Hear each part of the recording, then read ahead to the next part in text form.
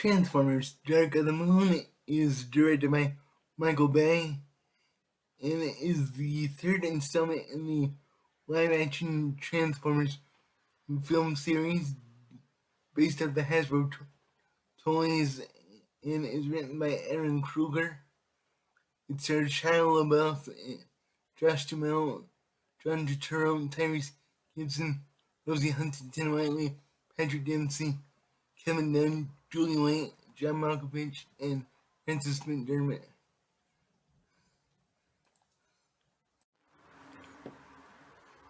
Optimus Prime, Bumblebee, and Sam Witwicky must lead the Autobots against Megatron and the Decepticons as they battle to possess powerful technology abandoned on the moon in order to restore Cybertron.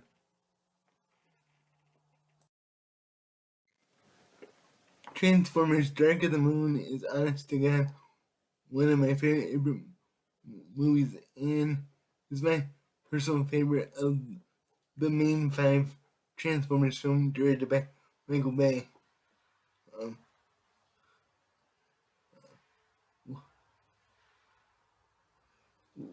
Um, I'm not counting the spin-offs because those are both good and not directed by Michael Bay.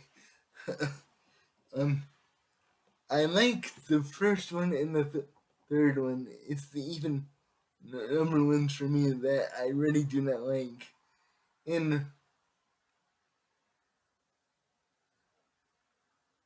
2 and 4. And 5 is a mess. So let's talk about 3. This movie opens up kind of ending the moon landing and President JFK with the Transformers lore. And as a kid, I loved to read about the space race and the moon landing and watching Transformer cartoons. So I feel like this movie was made for me in a way, you know?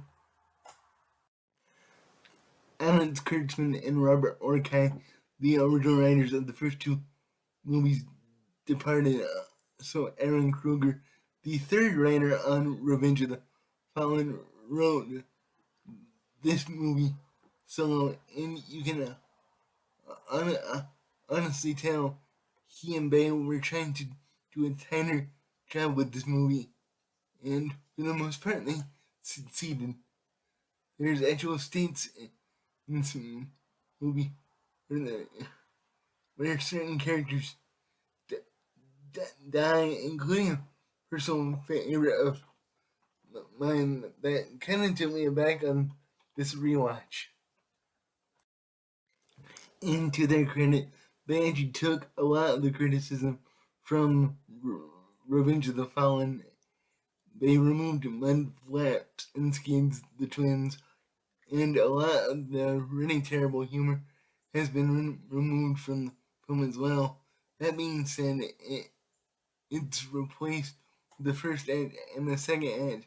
That's more of a slow spy thriller, and we have Sam Witwicky, who has a new girlfriend because Megan Fox was let go for reasons. Well, I'll let y'all Google that for yourselves because it's a lot. um, um, and we have Rosie Huntington-Whiteley because she's a model and she can look perfect while things are exploding behind her.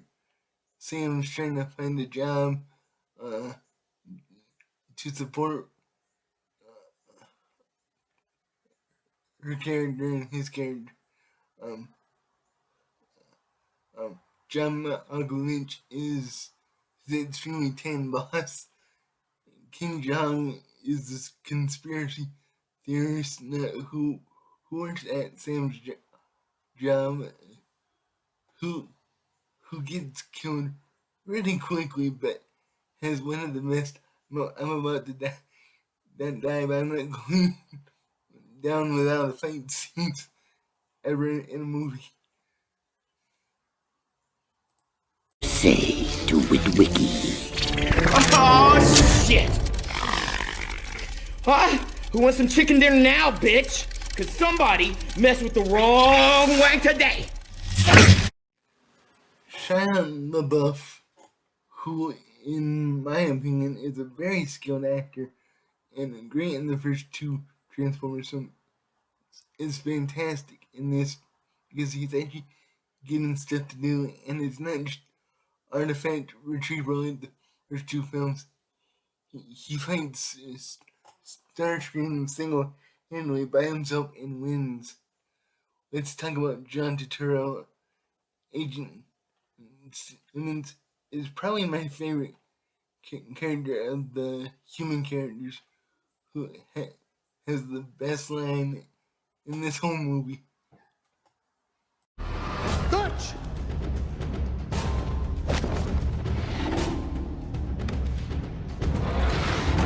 Tell Megatron, let's tango. And Simmons' assistant is played by one of my favorite actors, Alan Tudyk. Having these two in scenes together was great. And Megatron looks like something straight out of Mad Max Fury Road.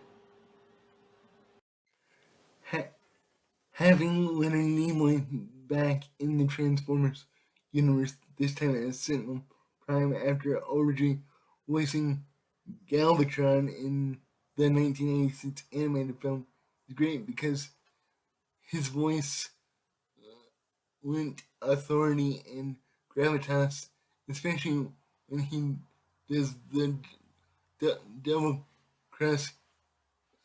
His casting also marked one of the best uses of foreshadowing I've ever seen in a movie. There's this one part that a lot of people don't like, but I love. I'm gonna play it for you now. How doomed you are, Autobots. You simply fail to understand that the needs of the many outweigh the needs of the few. That is a Spock line from Star Trek II: The Wrath of Khan. I personally love the scene, but a lot of people hate it.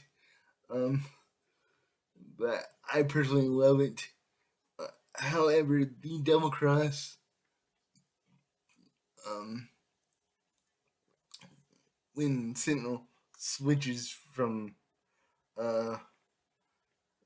Autobots to Decepticons, is so obvious. I saw it like a mile away. The second time I watched it, first time I watched it in theaters, I didn't see it coming. And the double cross really isn't that surprising. So why are people surprised by it?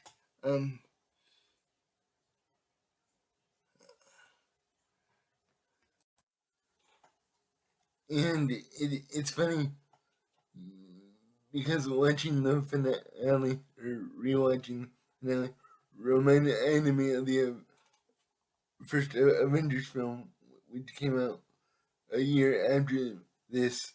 So part of me wonders if Jocelyn saw this and was in any way inspired to kind of weave that into the film. Because we have the alien ships coming out of the sky, an entire city being destroyed, people running around. It really looks like there's even a beam in the sky in the movie.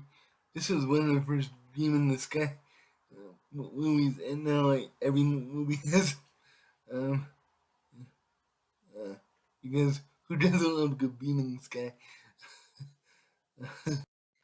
And while I must admit, the entire finale is actually quite a bit of fun and intendedly really well made and assembled, there are so many strange moments sprinkled throughout. There's more drama with Patrick Dempsey, which I haven't even mentioned Patrick Dempsey's character. His character is on a crusade to help the Decepticons conquer Earth, and it's just such a weird thing because his character plays an accountant. The Decepticons have an accountant on Earth. It is the weirdest thing. Still not the weirdest things that's happened in these live action films, though. But the only massive issue I have with this movie, that I've always had with this movie, with God knows how many times I've rewatched it, 20, 30, 35 times over the last 13 years.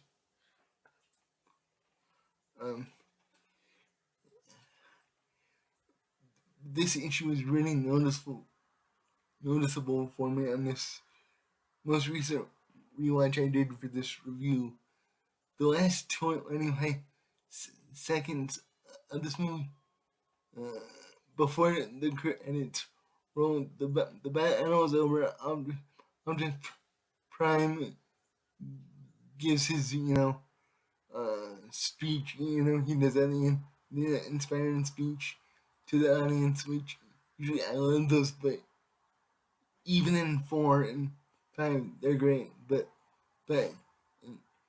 in the case of this third one here, it's just so jarring because not even 30 seconds but before he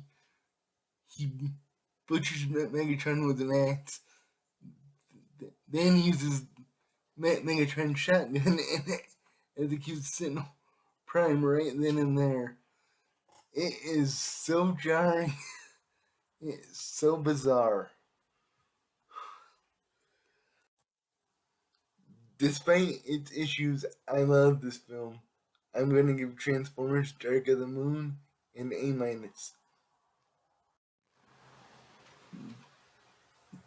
Thank you guys as always for watching. If y'all want me to review the other Transformers films, Transformers 1 from 2007, the animated film 1996, any of the other films, let me know down in the comments. Hopefully this video doesn't get copyright claimed by Paramount, but God knows it. Look out for more reviews very soon, and until then, I will see y'all very soon. Preview.